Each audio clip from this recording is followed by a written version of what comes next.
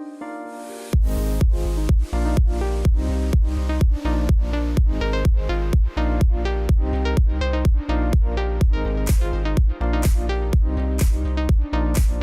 penultimate session for today is by Nirmala Gowda Nayak, founder of Nimi's Mantra Foundation and a founding member of World of Women. Nirmala is a menstrual health education champion and has led numerous outreach programs, especially in rural areas, dedicated to educating the underprivileged girls and women. Her book, Menstruation, Moon, Men, and More, which advocates for a holistic outlook towards menstruation, is available to our attendees here today. Nirmala is also a holistic counselor, a chakra therapist, meditator, and tarot master.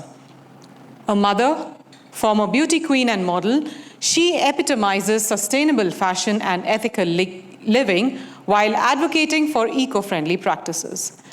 Today, she will speak to us about wellness and inclusion, the cornerstones of a great workplace. And if time permits, we will take some questions from the audience after her talk. Nirmala?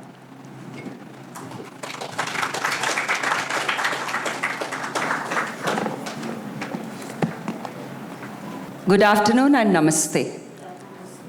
First, let me express my sincere gratitude to SPECTRA for this wonderful opportunity, and to all of you for being present here. Each one of us carries a unique stories within us, shaped by our own experiences and perspectives. My book, Menstrual Wellness and Inclusivity, is also born out of my own experiences and perspectives. Wellness and inclusion are not two buzzwords.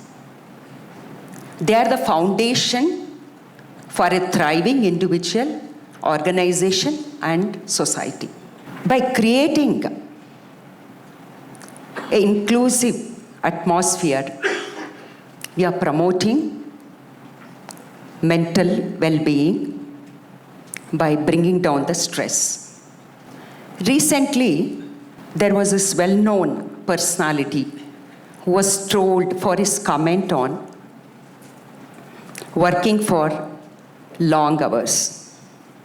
I, as a counselor for emotional problems, I strongly believe there has to be a work-life balance.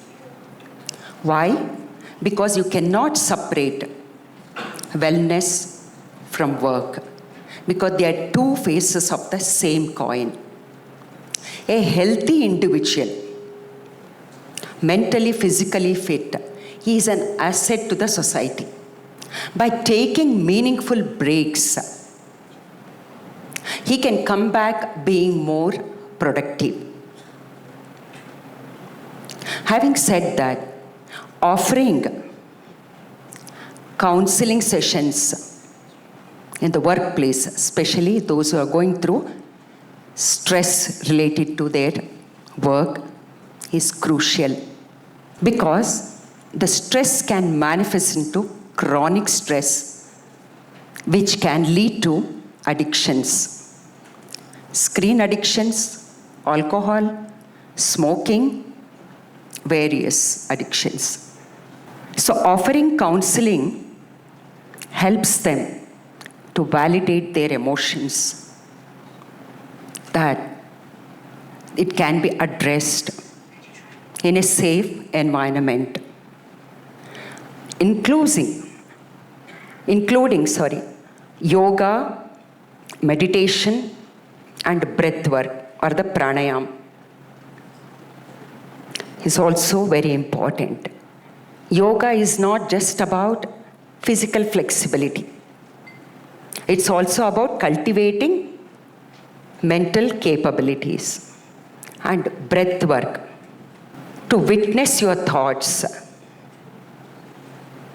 and also what to filter and what to communicate.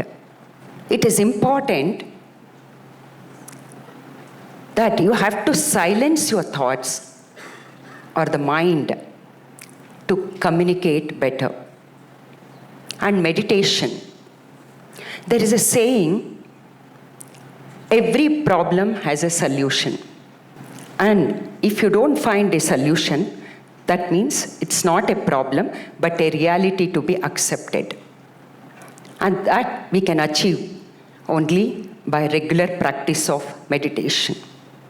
It brings your awareness, your thought process to the present moment, which increases your mental and physical well-being. There's one more important aspect I would like to highlight since I've written this book. Breaking the stigma and normalizing the topics related to menstruation and menopause is very essential. Why? Because nearly half the population are women, and the rest men. And women, through my research, I understood that they don't know what is happening within their bodies. And the men also have no clue, and they don't have the access to the right knowledge or information related to menstruation. So in this scenario, in the present situation, it is very important that both of them have to be provided with the right information, the programs and the awareness programs, so that they can be kind and empathetic towards each other. And there is also one more important aspect, body positivity, where society always thrives on cashing on women's vulnerabilities. We need to shackle or the false narratives around if you use this particular products, beauty products, or if you wear the particular outfit, or you go under knife to look slim and beautiful, you will be accepted.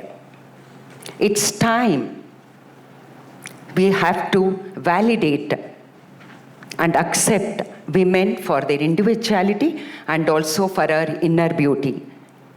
And of course, we all know that social media has caused enormous damage, creating envy, jealousy, and competition. And also it becomes our responsibility to filter how much we need to see and how much we have to let go. So in that sense, wellness and inclusion should take us towards health care and not sick care. Having said that, my book is not just for women, it is also for men. Because both possess masculine and the feminine energy. Though men thrive on the masculinity and the women thrive on the feminine energy, it is important to balance these two concepts because they are ruled or influenced by different hormones. Women, estrogen and progesterone, and men by testosterone. So in that sense, they are not equal. They can strive for equality, but they are different and unique. Men and women, they approach the same situation differently. It's because of their hormones. And in this present situation, we have to come together to coexist and cohabit and not to compete with each other. Why?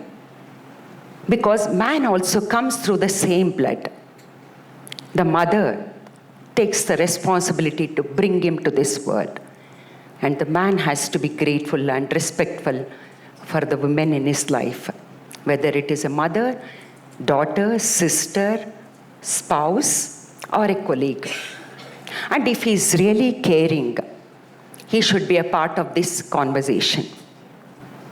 We all know that we are still in the patriarchal society, where from the grassroots level to the constitution level, it's the men, they hold important positions.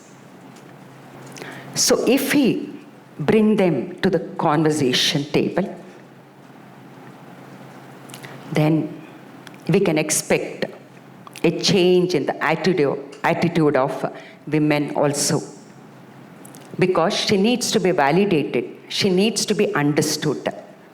And she is also important.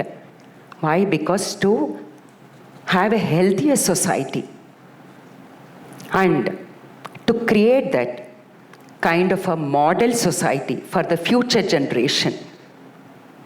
Now the present generation have to come together, not to compete, but to complement each other. So my sincere request to everyone would be to access to the right information and awareness programs so that we can thrive, or we can expect a society where both the genders are kind, empathetic towards each other, because women have the power to create, and she is the only one who has the womb, and she is the only one who goes through variations in her hormones every month. And her menstruation period is also compared to prenatal stage, where she needs that little bit of caring and the nutrition so that she can come back being more productive. It's not her own doing, it's her hormones. The sooner we understand that she can't thrive on masculinity throughout the month, and if she understands this, she can convey this better to the other gender. So when there is a proper communication happens, like I said, we should not compete to complement each other, then we can expect a beautiful society where both of them thrive, not as a man or woman, but as humans. They can enjoy a better relationship with each other. Thank you very much. Good afternoon. Yeah, good afternoon. I'm Sachita Nandagopal from Bangalore. Yeah. I'm a dance movement therapy facilitator and also a soft skill trainer. And presently I'm holding a position of member of Juvenile Justice Board appointed by Karnataka government. So my question is with regard to relationships. I have done several sessions through movement therapy as well as expressive arts. Whereas when I did this for couple, I had 8 couples and 7 couples totally involved, but there were 1 couple where husband wanted to involve fully, but the wife was sitting, not involving herself into the total setup, which was 2 hours space that was given to each one of them. So the way the session went on, each one of them, they expressed the positive side of their partner. But then as I observed, the one couple I said, the wife was not involved. So she was basically looking into others with expressing their, kind of views about their partner. So I did not force her to speak. My question is, when we get such type of mindset with regard to, and even at the end also there were no inclusion. If I have to bring in that term, there were no inclusion of this particular partners. So how should we? Because when I heard your profile, I thought let me ask a question about this, because this is one case that I always had a doubt. When there is no inclusion, what should be? How should I take it?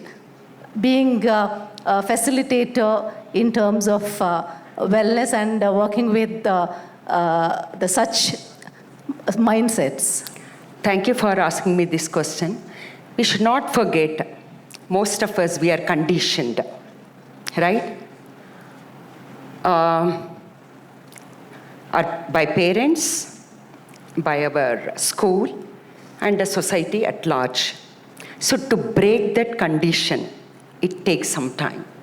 And also depends, I'm a spiritual seeker, and what we call the karma theory. As long as the karma is there, to get enlightened, so they will bound to be conditioned and rigid and not open to the new ideas to improve. So I always tell whether you want to feel happy now or you want to postpone your happiness. So first and foremost is how to break that conditioning. So that we need to, go back to their past. If they have any kind of a childhood traumas. Most of us, we carry, right, the childhood traumas, and that is what makes us or breaks us when we are adult. So in that direction, I think as a counselor, you have to have patience. And then, if you're thinking that, okay, I'm going to break through within 2-3 sessions, it may not happen. It might take a while. So patience is the key. And eventually they'll come around, but we have to know the ways and means how to get through them. Yeah, thank you. Thank you so much. Thank you, Nirmala. I request you to just stay back on stage for a second. I request Sarika Chauhan, founder of Sparkle Gift Cards, to kindly present Nirmala with a Sparkle gift card.